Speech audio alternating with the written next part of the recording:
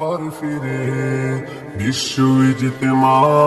মহান মালিকের অসীম মহিমা এলো আবার ফিরে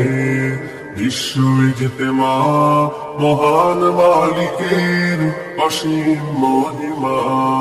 দুনিয়ার মায়া ভুলে এসো দলে দলে তওবা করে চাইবো মাফি গাইব রবের উপমা গাইব রবের উপমা কোরআন হাদিসের শুনবো বয়ান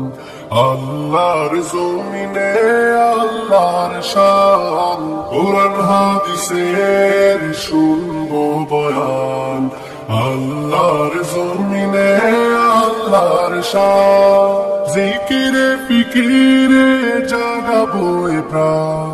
ভাঙবে সব ভুল চিনব নবী রাসূল